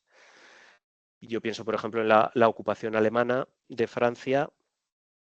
Bueno, claro, hay mucha gente en Alemania que de ser un campesino de la Baja Sajonia sin demasiadas perspectivas, de repente se encontraba en París bebiendo champán y ligando con chicas de París. Y hay muchos niños que dicen, aquellos 3 años de ocupación fueron los años más felices de mi vida. Y en la vida a vivir algo igual. Entonces, bueno, la promesa de de perspectiva de ser incluso vencedores en un ámbito más amplio no es algo que dure mucho tiempo en el caso de la España franquista, pero bueno, yo creo que fuerza también una cierta aceptación de, bueno, vamos a ver dónde nos lleva este régimen con este alineamiento. Y las democracias parecen estar en derrota y en franca decadencia. Entonces, bueno, vamos a trabajar para el nuevo primo de Zumosol y vamos a ver dónde nos lleva esto. Y estos 3 puntos, yo creo, la guerra, la decepción con la alternativa republicana y la promesa del imperio, pueden ayudar a entender un poco el porqué de este anclaje del régimen. Y de estos beneficios, los beneficios que se describen un poco en el primer capítulo. Recuerdo, uno de los mensajes más furibundos que me ha mandado alguien en internet es una persona que una abuela suya o algo tenía un kiosco, ¿no? Y la simple mención de que los kioscos, las conserjerías, todo este tipo de puestos que no son irrelevantes. A nosotros nos pueden parecer irrelevantes, pero son un salario seguro, con un público cautivo, con una concesión oficial, de un estanco, que generan mucha lealtad en un momento de mucha incertidumbre. Entonces hay una base también clientelar que evidentemente esas personas no quieren que desaparezca, y cuando el régimen corre el riesgo de caer y de ser derrocado, esas personas no quieren que caiga. Y está toda la gente que se ha beneficiado de ese reparto también del botín. Con las multas del Tribunal de Responsabilidades Políticas pasa lo mismo. Si recordáis en la película El pianista, cuando Vladislav Spilman, el pianista, tiene que marcharse a vivir al gueto, tiene que poner su piano de cola en venta. Y viene el vecino y le ofrece un puñado de zlotys polacos, ¿no? Y entonces, claro, dice, bueno, es que esto vale 100 veces más de lo que me estás ofreciendo. Y el otro dice, bueno, pues o lo tomas o lo dejas. Te vas al gueto, te vas a ir con tu piano de cola. Entonces, esa persona que le ha comprado el piano, lo último que quiere es que esa persona vuelva y le exija de vuelta su piano, denuncie el contrato, y todo es legal. Eso es lo que dice Geraldine, se me ha ido el nombre ahora, esta que escribió Los amnésicos. Dice, hizo participar a la población de los crímenes y además les hizo creer que los crímenes eran legales. Entonces, bueno, hay una combinación de factores y mucha gente por propia convicción que yo creo que son importantes para entender el por qué el régimen se consolida. Sí. Este argumento me parece muy convincente, ¿no? Porque en Alemania no solo es el champán en París, sino también son los muebles, la alfombra del vecino judío, ¿no? Que se venden allí en subastas después de sacarles de sus casas y tal. Vale, ya hemos hablado mucho y tenemos que dejar hablar también a los demás, pero voy a hacer la última pregunta que tiene que ver un poco como para cerrarlo, ¿no? con la naturaleza del régimen franquista. Y ya lo he mencionado varias veces, que en la primera parte haces siempre comparaciones que me parecen muy buenas con el caso de la Alemania nazi y el caso de la Italia fascista, y al final tratas esta cuestión en detalle otra vez en el epílogo de tu libro, ¿no? Y allí, con referencia a este famoso modelo de Robert O. Paxton y sus 5 etapas del fascismo, defines al franquismo como fascismo asimétrico, y te dejo a ti resumir un poco lo que entiendes bajo este concepto, ¿no? Lo he apuntado aquí, pero tú lo harás mejor. Y me gustaría saber si tú, si lo he entendido bien, tú sí calificas al régimen franquista como fascista, ¿no? ¿Qué opinas sobre los debates alrededor de un régimen fascistizado y cómo encaja esta definición de régimen fascista también con otras definiciones, como por ejemplo la dictadura desarrollista? A ver, el tema conceptual y en el debate sobre la naturaleza del régimen no me parece ni que interese demasiado al lector ni que merezca la pena que sigamos también gastando tanto tiempo como se ha gastado en discutir sobre la naturaleza del régimen. El hecho de calificarlo de una manera o de otra no quitará ni un solo crimen ni una sola de las lógicas que aplicó la dictadura. Dicho esto, yo tenía que procurar una definición y me parece que esta es, bueno, es la mía, pero estoy abierto a cualquier otra. Me parece que las definiciones del régimen como régimen fascistizado, como régimen autoritario, tienen muy buenos argumentos también. No estoy de acuerdo con una dictadura desarrollista, porque eso es falsear la realidad del régimen, pero como régimen autoritario, fascistizado, me parece que tienen buenos argumentos también. A mí lo que me parece que es la dictadura es un régimen de partido único. Eso me parece que es incontestable. Desde la unificación en el 37 hasta el 77, el régimen cambia de muchas cosas, pero es un régimen de partido único. Un régimen de partido único lo convierte, y también por su origen, dentro de esta oleada fascista que recorre Europa, lo convierten en un régimen fascista, en mi opinión. Lo que pasa es que la vía de cada país al fascismo es diferente según las realidades de cada país, ¿no? Si el fascismo es el COVID, pues después hay variantes después nacionales que se imponen en función de las características de cada paciente. Entonces, al contrario de lo que pueda suceder en Italia o en Alemania, y además hasta cierto punto, en lugar tanto de un enfrentamiento entre el partido y el Estado, entre el aparato del Estado y las delegaciones del partido para hacerse con determinadas funciones, en el caso español lo que hay es más una hibridación. Llega un momento en el que el partido único y el Estado están tan imbrincados que no se sabe muy bien dónde acaba uno y dónde empieza el otro. Esto se puede hacer por vía personal, como por ejemplo la asimilación de los gobiernos civiles y los delegados provinciales del partido, que no favorece al aparato del Estado. La mayoría son militantes falangistas, lo han estudiado muy bien Julián Sanz, Martí Marín, etcétera. No son los únicos cargos. El cargo de director general de seguridad coincide también con el de información e investigación de la delegación de Falange, o sea que hay probablemente entre los cargos intermedios habrá más casos. Y si no se hace por una unión muy característica también, no solo de la dictadura franquista, sino de todos estos regímenes, que es la unión por la vía personal. Si tú a Girón de Velasco lo tienes 15, 20 años como ministro de Trabajo, llega un momento en el que no sabes muy bien dónde empieza el ministro y dónde acaba el falangista. Pilar Primo de Rivera, como decía Carmen Martín Gaite, de una camisa vieja de su hermano se hizo una blusa que le duró toda la vida. Y hay muchos casos parecidos. Entonces, lo que hay es una forma de hibridación entre el movimiento y el partido, y eso no se pone en cuestión en ningún momento. Y sobre todo yo considero que los falangistas que entran en el partido después del 45 son tan falangistas como los camisas viejas.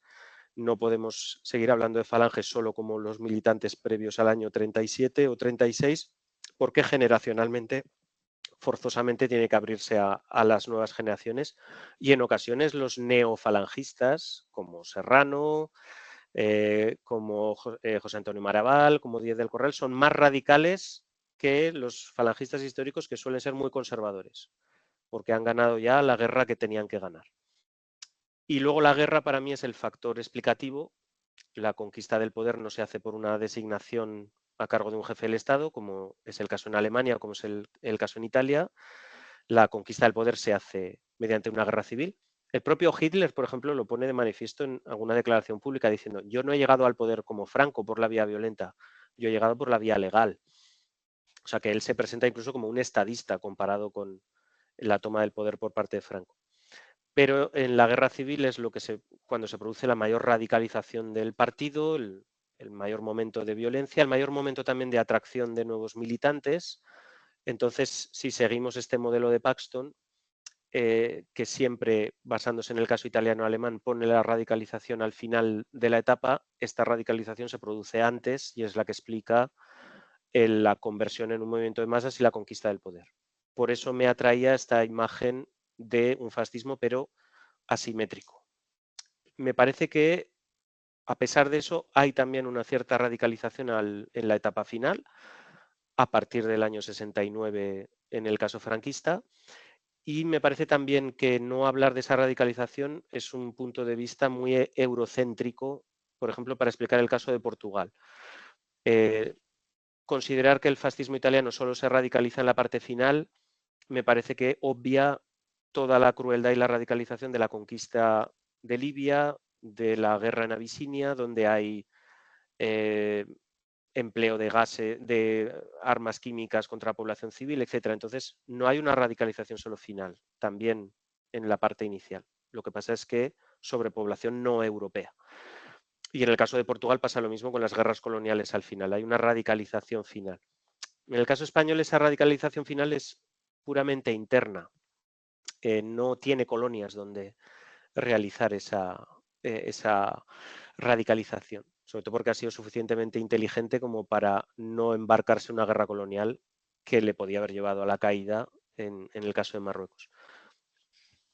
La definición de fascismo asimétrico no me la tomo de manera dogmática. Si puede ser útil, me parece bien. Para mí lo ha sido útil. Yo creo que encaja bien con mi idea del libro y mi visión del régimen. Pero sí, no me considero muy dogmático. O sea, a mí me gustan los libros de Ismael Saz y me gustan los libros de Jordi Gracia. La resistencia silenciosa me parece un libro brillante. No estoy de acuerdo con todas sus conclusiones, pero me parece que tiene ideas muy buenas y argumentos muy buenos. Entonces, me pasa lo mismo con la definición del régimen como fascistizado o como autoritario. Tienen muy buenos argumentos también. Entonces, yo creo que mi visión no es excluyente de lo que pueda ser otra visión. A mi modo de ver, la dictadura franquista es indisociable de la experiencia fascista europea y lo es hasta el final de sus días. Vale, vamos a abrir el debate un poco al público, ¿no? Y nos queda media hora, creo, o Dani te dejo moderar, Sí, ¿no? o lo puedo hacer. Y a ver si hay preguntas. Yo tendría más, pero a ver si hay preguntas de todos los demás. No huyas, Carlos.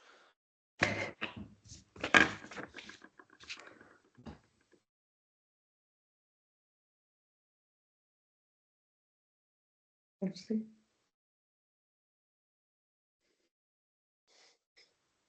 Bueno, si no decís nada, yo lo que quiero es bueno, pues saludar que hayan logrado incorporarme, aunque sea tarde. No sé si lo han comentado, pero he tenido una situación personal con la muerte de mi suegra y, bueno, pues no he podido estar. Ya sabe Nicolás que es una tarea harto complicada lograr estar en una presentación de este libro históricamente desde que apareció, aprovechando además las circunstancias de haber estado en Estados Unidos este curso pasado y por lo tanto, aunque sea a medias, pero bueno, pues es una ocasión por lo menos parcialmente aprovechada. Yo es que ahora me estaba preguntando cuando estabais diciendo, a ver, intervenciones. A mí me pasa con este libro, es que me identifico completamente con él. Lo hablaba con él, ¿no? Lo hablamos cuando lo lanzó, cuando tuve ocasión de leerlo. Habíamos tenido muchas conversaciones de cosas, pero he visto como producto. Y bueno, yo me identifico porque las ideas ahora mismo que exponía sobre el tema de esa definición de fascismo o sobre lo que es la forma de organizar el libro, me parece que es modélico de toda una nueva generación, pero con unos componentes que tienen también una larga trayectoria, ¿no? En los últimos 40 años de lo que ha sido los debates sobre el régimen franquista.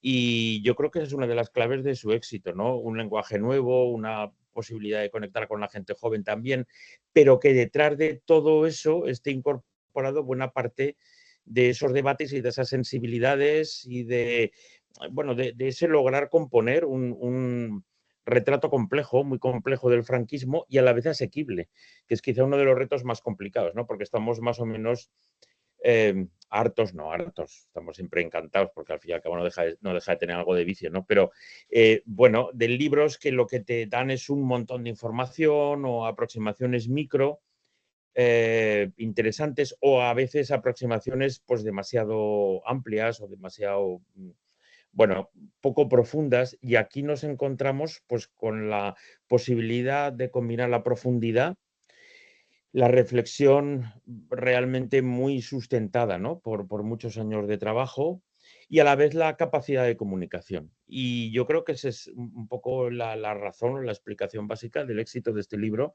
y de que estemos por la 4ª edición, o ya no sé si estaremos en la 5ª o nos acercaremos en la 5ª.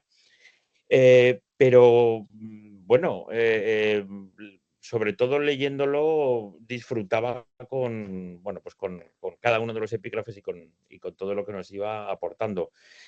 Hay algunas cosas que tampoco son novedosas y se han dicho, que sobre todo ese tomarse en serio el franquismo, disociándolo de cualquier tipo de absolución. Todo lo contrario, yo creo que el libro es un acta de condena moral, de profunda condena moral del franquismo, en la que yo creo que cualquier demócrata debe participar y desde luego cualquier historiador. Pero a la par nos muestra que uno puede condenar un régimen y tener en cuenta, incluso poner en valor los aspectos de trabajo bien hecho, de equipos que están detrás, y no de esa manera un poco como fue el antifranquismo de los años de la transición, ¿no? Del inicio de la transición, un poco de perdonar vidas, ¿no?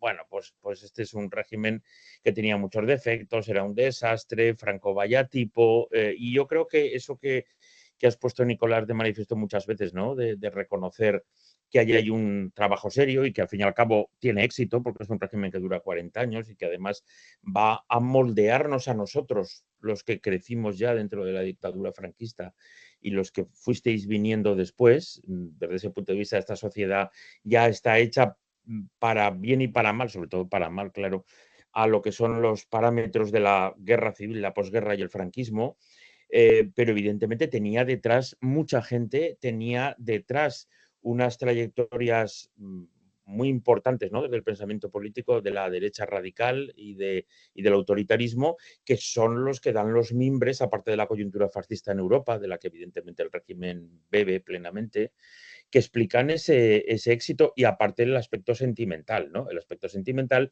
y lo que ahora comentabais, ¿no? De las ganancias directas, ¿no? En la posición económico-social de tantas fortunas, tantos nombres que vemos aún hoy día, que tienen grandes empresas de construcción, de negocios de todo tipo, que tienen su raíz en el franquismo y no en otra cosa. Y entonces, claro, pues eso me parece a mí que es muy importante historiográficamente, pero también socialmente, que un producto de esta naturaleza pues se haya puesto en circulación.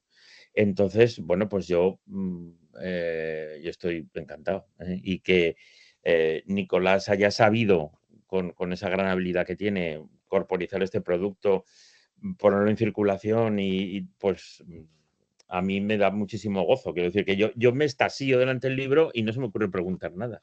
Simplemente celebrarlo. Es el impulso que tengo. Luego, evidentemente, siempre puedes ir a lo micro, siempre puedes hablar cosas, siempre puedes matizar, siempre hay, porque somos además especialistas en matizar y en darle vueltas a las cosas.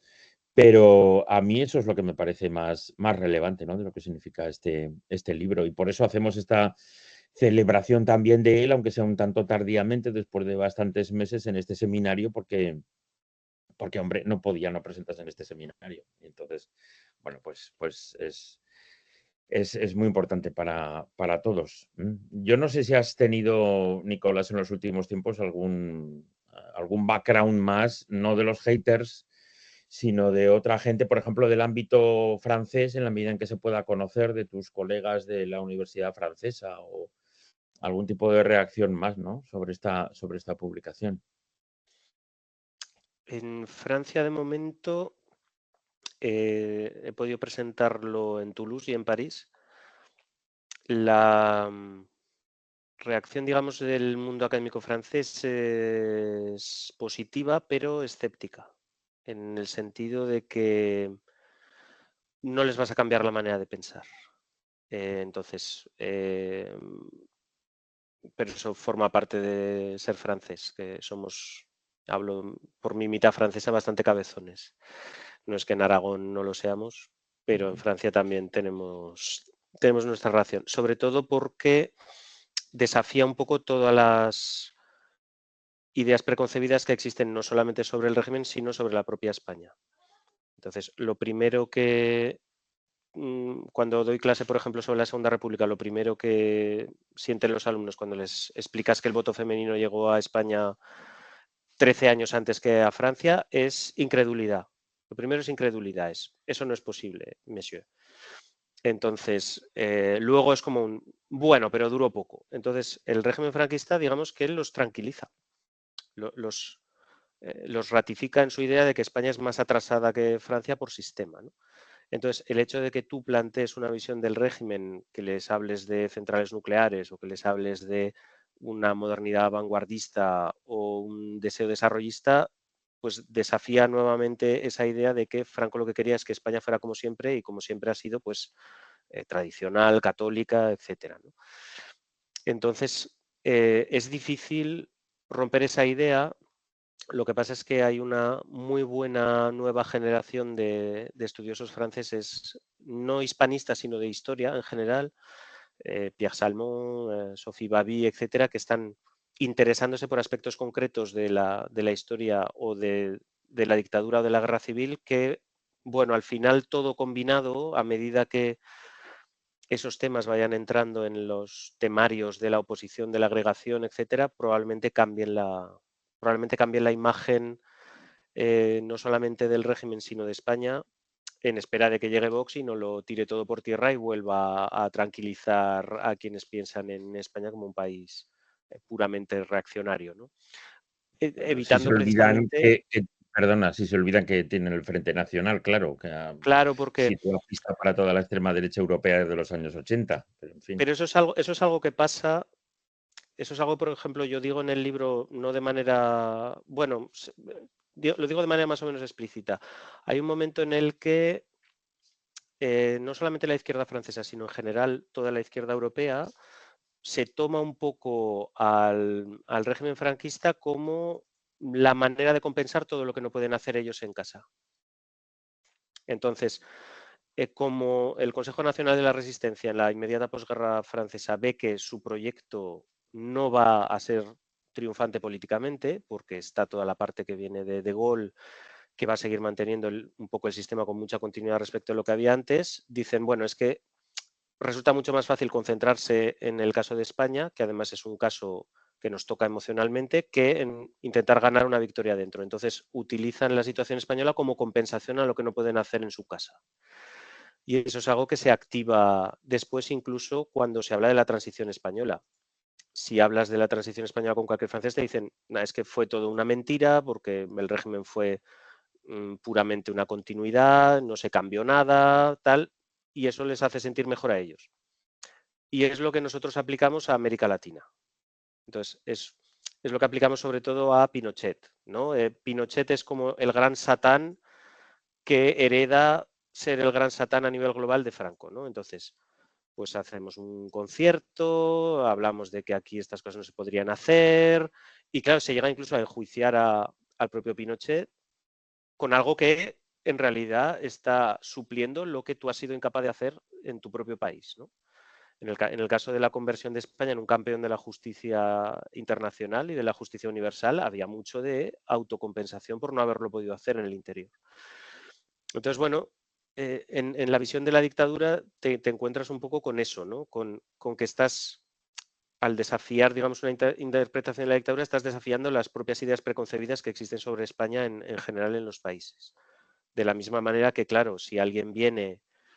Hay un investigador aquí en Francia, Franck Godichot, que estudia el caso chileno y, claro, te habla de que los sindicatos de estibadores del puerto eran pinochetistas. Entonces, claro, desafía, digamos, todo tu típica idea preconcebida de la clase obrera movilizada contra la dictadura de Pinochet y a favor de Allende. Entonces, hay un un juego, digamos, de complejidad en el análisis, que es lo que tendría que ser la conclusión, ¿no? De decir, todo fenómeno estudiado más de cerca resulta siempre mucho más complejo que probablemente la idea preconcebida que tú te has podido hacer como primera formación.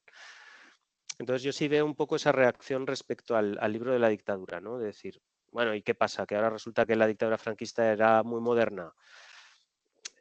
Y entonces dices, no necesariamente en todos los aspectos, pero bueno, en cuanto a determinadas estrategias políticas, en el tratamiento en Naciones Unidas, etcétera, sí que puede desafiar eso, ¿no? Y, con Dani recientemente mandábamos un artículo sobre el tratamiento a la España franquista en la UNESCO y uno de los evaluadores, por ejemplo, nos decía, bueno, pero es que esto no puede ser, esto no es verdad, a pesar de que aportábamos, digamos, pruebas documentales a ese tratamiento dentro de la UNESCO, bastante favorable a la España franquista, aunque la opinión pública estuviera en contra, ¿no?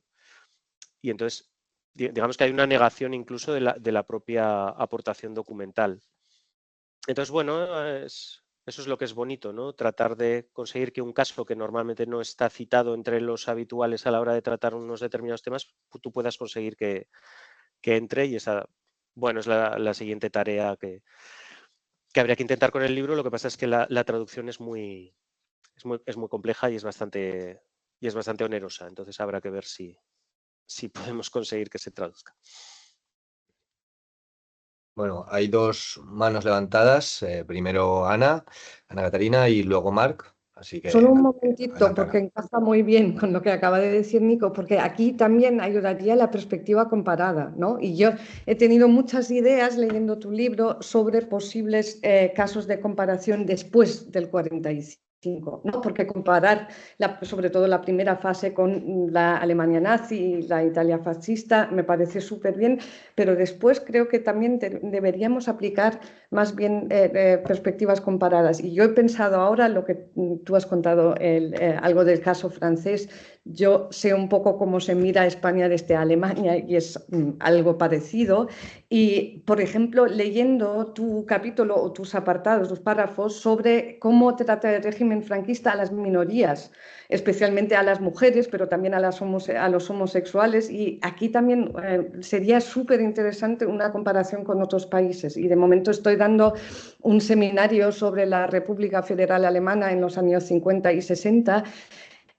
Y allí se ve la enorme influencia que tienen esas estados, ¿no? Sobre la moral pública, la moral sexual, luego el trato de mujeres en Alemania. Hasta el año 1977 las mujeres tienen que pedir permiso a su marido para ir a trabajar. No pueden abrir una cuenta bancaria hasta 1962 y todas estas cosas. El párrafo es el artículo famoso 175 sobre penas de cárcel para homosexuales, está en vigor hasta 1994 aquí en Alemania.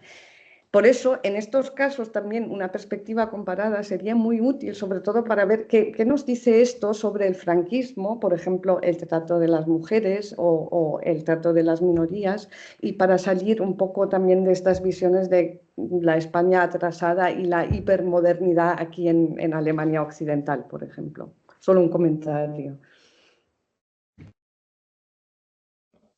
No sé si Nico quieres decir algo o pasamos la pregunta a Marc. No, a ver, a Marc. Pues adelante, Marc.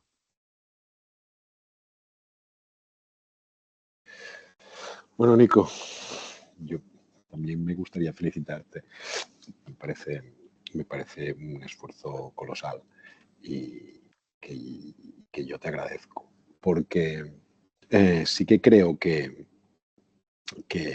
como decía Miguel Ángel, que hay una parte novedosa, o en todo caso, si no novedosa, al menos un esfuerzo de volver a pensar sobre cosas que se habían pensado hace un tiempo y habían quedado, yo creo que a veces por agotamiento, ¿no? Como en una especie de stand-by, ¿no?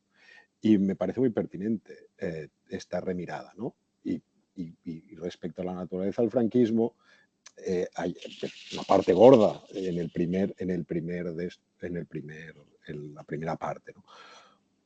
Porque seguramente estamos insatisfechos algunas conclusiones o con algún anorreamiento de este debate, ¿no? Decíamos lo del régimen fascistado, ¿no? Bueno, pues no sé, si lo tomamos desde el punto de vista de que ciertos sectores conservadores se fascistan, pues sí, pero eso pasa en Alemania, en Italia. Pero parecía que al final esto era como volver a poner el franquismo como excepción, ¿no? Porque no es fascista, ¿no? Es una cosa distinta, ¿no?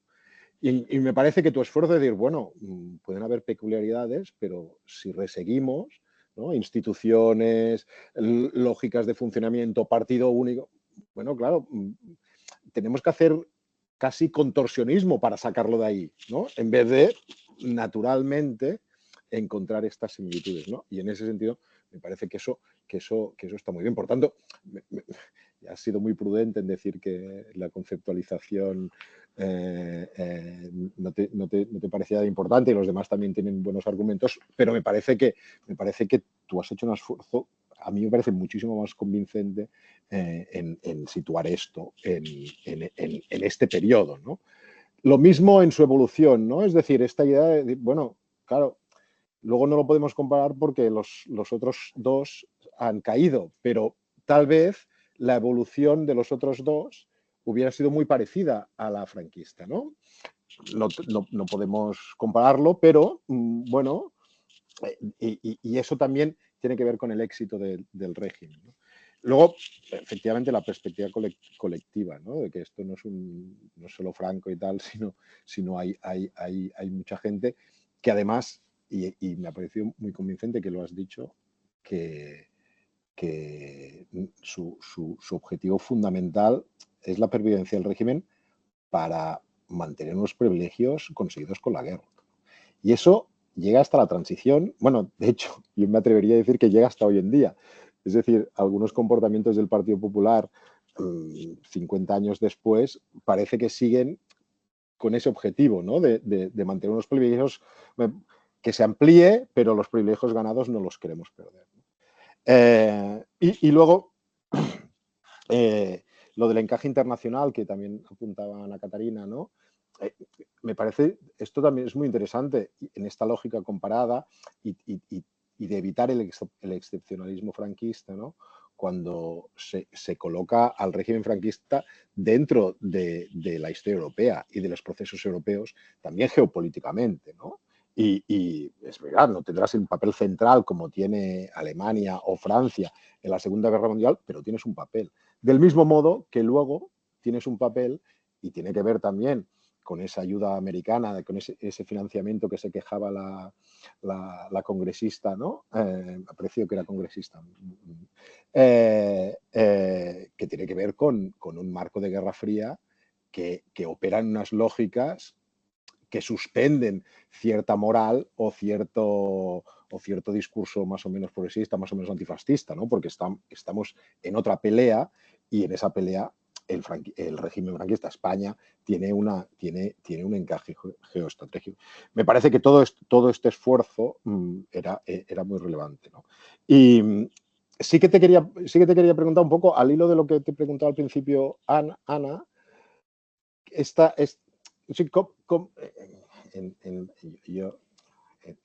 cuando conformas el libro, hay un punto donde uno tiene que decidir qué entra y qué no entra, ¿no? Y eso siempre duele a veces.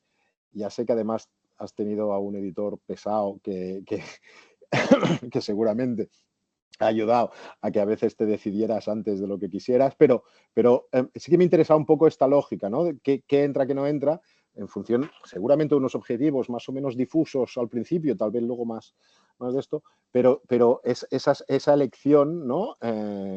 Sí que me interesaba. Y nada, finalmente era Geraldine Schwartz,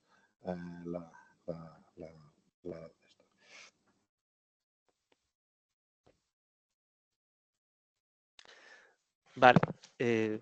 Bueno, muchas gracias, Marc. A ver, sobre la comparación, claro, es que la propia Italia también es un ejemplo comparativo. no solo respecto al 39-43, sino al hecho de que el fascismo italiano dura también 20 años. Entonces, si no hacemos una comparación estrictamente cronológica, sino en cuanto al desencanto y el desgaste del régimen en 20 años y los trasladamos a los 20 años del régimen, vemos que tienen un poco los mismos problemas. Hay un momento en la Italia fascista en la que, claro, los que protagonizaron la marcha sobre Roma ya se han hecho viejos y los llaman, los jóvenes fascistas los llaman los panzudos, ¿no? Los de la tripa grande que protagonizaron la marcha sobre Roma y que salieron un día a la calle y creen que con eso ya está todo justificado. Y hablan algunos en revistas fascistas, en Crítica Fascista o en Primato, de la necesidad del teseramiento, es decir, de la incorporación al partido de la nueva generación que está desencantada porque hay una revolución mancata, la revolución pendiente, o sea, decir. Entonces, pretender que Falange es traicionada, que hay un desencanto y que esto es algo exclusivamente español, pero si es que son las mismas palabras que utilizan en Italia. Y aunque resulte difícil de comprender, sobre todo a nivel de opinión pública en general, Italia basa buena parte de su legitimidad como régimen político en el hecho de que ha puesto orden y que ha desarrollado económicamente el país. Y de que ahí no se habla de los pantanos, ahí la obsesión son los trenes, cosa que es muy fácil de entender para cualquiera que esté en Italia, y si Rocío ha tenido que coger algún Bolonia-Firenze, pues habrá visto que hay un ritardo de 14 minuti, 20 minuti y que acabas esperando hora y cuarto un tren regional. Entonces, en Italia la obsesión es que con Mussolini los trenes llegaban a la hora. Entonces, incluso estos mismos latiguillos de con él sí que nos ha traído la prosperidad, sí que tenemos un hotel, hay muchísimas películas que hablan de este desarrollismo económico a principios de los años 30 en la Italia de Mussolini. Hay grandes figuras internacionales, el equivalente de Brad Pitt y Angelina Jolie de aquellos años, que serían, por ejemplo, los violinistas. Kreutzer, el violinista de su tiempo, es un habitual en las fiestas de Mussolini, va ahí a tocarle. Es como un poco lo mismo que después pasa en el franquismo cuando viene Ava Gardner, cuando viene la gente, los actores para ir a Chicote, o viene Charlton Heston. Son exactamente las mismas estrategias, las mismas lógicas, los mismos discursos. Entonces, no solamente es que si Italia y Alemania hubieran sobrevivido, los regímenes podrían haber evolucionado de la misma manera, es que la prueba de facto en el caso de la Italia fascista es ya una prueba de que habían evolucionado de esa manera. Lo que pasa es que Mussolini, cuando ya no tiene nada que ofrecer, pues entra en esa radicalización de la búsqueda del imperio, ¿no? Lo que pasa es que, claro, las dictaduras también aprenden, y ese es el modelo que ve Franco que tiene que evitar a cualquier costa, entrar en una dinámica autodestructiva, en una espiral de una guerra externa que no estás en condiciones de ganar. Y hay ocasiones en las que evita este peligro.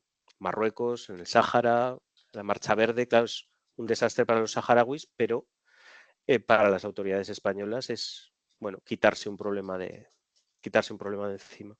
Entonces, la comparación con la dictadura surcoreana, con el Japón vencido. En la documentación norteamericana muchas veces el Japón posimperial y la España franquista tienen exactamente la misma consideración. Se los considera dos países vencidos en la Guerra Mundial que tienen que protagonizar una transición a través de una monarquía. Es la misma solución que tratan de establecer en Irán, en Libia. Entonces hay una serie de lógicas globales en las que el régimen franquista está plenamente inserto, aunque no lo hayamos, digamos, integrado de esa manera todavía. Y eso, por ejemplo, es cierto también respecto a lo que dices. El régimen juega en su liga, que probablemente sea la segunda división. No es la regional preferente tampoco, pero bueno, es la segunda división y juega con sus armas, favorece a determinados candidatos al premio Nobel, mientras el exilio tiene a los suyos propios. El caso de esa lucha entre Juan Ramón Jiménez y Menéndez Pidal por hacerse con el premio Nobel, que es un poco el canto del cisne del exilio republicano, el hecho de que se lo den a Juan Ramón. Con el boicot a los Juegos Olímpicos en Melbourne, después de la invasión soviética de Hungría. Claro, nadie se entera de que España no está. Pero bueno, ellos juegan con sus armas, que es nosotros vamos a boicotear los juegos, y le fastidian a Blume la medalla que probablemente habría ganado en gimnasia. Yo esto lo sé porque mi padre todavía estaba enfadado por el boicot a los juegos, porque le había impedido ver a Blume, que era su ídolo, ganar la medalla, y después murió en un accidente de aviación, ¿no? Entonces, ahí hay también, bueno, una suerte de contar con una cierta narrativa familiar que la gente de nuestra generación tenemos, ¿no? Y que la siguiente generación tendrá respecto a la transición o respecto a otros momentos, ¿no? En el caso de lo que comentas de que llega hasta nuestros días, sí está claro que hay un cierto sentido patrimonial del Estado y un sentido patrimonial de España por parte de los sectores conservadores del país, según lo cual todo lo que sea alejarse de su línea política es una anomalía. Una anomalía o, en el peor de los casos, una traición. El país es nuestro y todo lo que no sea que el país vaya así, pues es una situación de anormalidad.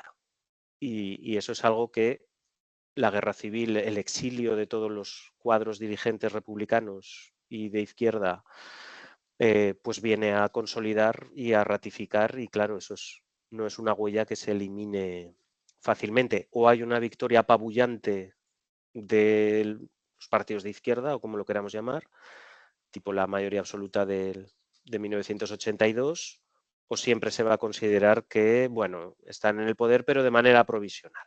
En el fondo, todo esto, yo recuerdo cuando Aznar ganó las elecciones, cuando Rajoy ganó las elecciones, después de la época de Zapatero, y volvieron a incluir el Valle de los Caídos dentro de las visitas de Patrimonio Nacional, el que nombraron nuevamente director del Valle de los Caídos dijo, su titular en el ABC era muy elocuente, era: por fin hemos vuelto a una situación de normalidad.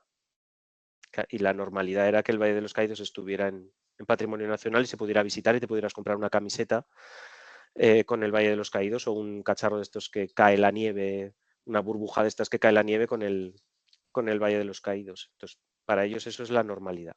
Y ya lo último, en cuanto a las elecciones a la hora de elegir para el libro, lo único que hice de manera, digamos, más consciente es, yo quería que todas las provincias españolas estuvieran citadas, entonces sí que hice una lista de todas las provincias, y con el manuscrito ya terminado fui buscando a ver si todas las provincias estaban citadas en el libro. Sí que había como un deseo de buscar alguna anécdota, algún personaje, alguna situación de todas las provincias españolas. Y me parece que, si no recuerdo mal, estaban todas menos 2 o 3, y fue relativamente sencillo encontrar algún nombre para añadir para que estuvieran todas. Porque la dictadura se desplegó sobre todo el conjunto del territorio. No hay una división, digamos, geográfica tan fuerte como puede haberla en otros conflictos, como incluso hay, por ejemplo, en Estados Unidos, entre el norte y el sur. Incluso en los territorios que habían sido históricamente más republicanos, como es el caso en Levante, en Murcia o en Valencia, hay una voluntad expresa del régimen de ir a buscar el acuerdo de esos territorios mediante política hidráulica, mediante otro tipo de medidas. Sí que hay un deseo de garantizar la lealtad de esos territorios, y al régimen le gusta mucho hacer grandes despliegues de masas en lo que habían sido los antiguos bastiones republicanos. La primera final de la Copa del Generalísimo es en Barcelona, la manifestación de los falangistas tan importante del año 40 es en Valencia, y luego sobre todo Madrid. Madrid es una ciudad que sienten todavía sin conquistar, y por eso esa escena en el Congreso Nacional de Falange del año 53, en la que vuelven a salir con las banderas de Chamartín y vuelven a avanzar por la calle como si estuvieran otra vez reconquistando la ciudad, que es es incluso una concepción del territorio como un territorio pendiente de liberación.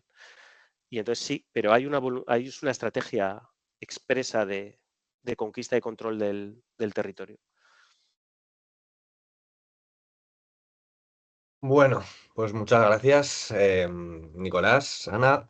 Bueno, no sé si hay alguna pregunta muy breve, son las 7, hemos llegado ya al tiempo, pero podemos dejar 5 minutos si hay alguna pregunta, si queréis.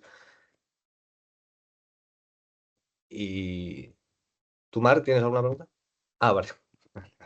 Y si no, pues damos ya por finalizado la sesión, que ha estado ha estado realmente bien, con intervenciones y los comentarios muy acertados y muy buenos. Y bueno, me ha sumado también las palabras de Miguel Ángel, de Marc y de Ana también, pues en la necesidad también de felicitarle por el libro, ¿no? Que es un libro que hay que celebrar, ¿no? Como decía Miguel Ángel, porque es un libro que se lee muy bien, es muy entretenido y bueno, y que aporta muchísimas perspectivas, la perspectiva internacional y bueno, es un libro del que todos podemos aprender.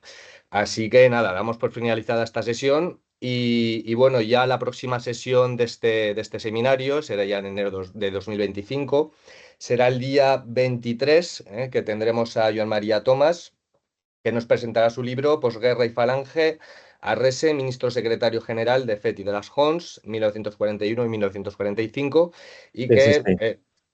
eso es, y que presentará precisamente pues Miguel Me Ángel. lo he leído. Puedo Ya has garantizar. hecho los deberes. Sí. Pues muy bien. Pues estupendo. Pues nada, entonces el 23 de enero os esperamos. Colgaremos el cartel con el resto de sesiones en el momento en que anunciemos la sesión de Joan María y de Miguel Ángel. Así que nada, os esperamos ver el día 23 y nada, que muchas gracias por haber asistido. Muy Así bien. que damos por finalizado. Gracias. Muchas gracias, chicos. Muchas gracias. Gracias. Hasta luego. Hasta luego. Adiós.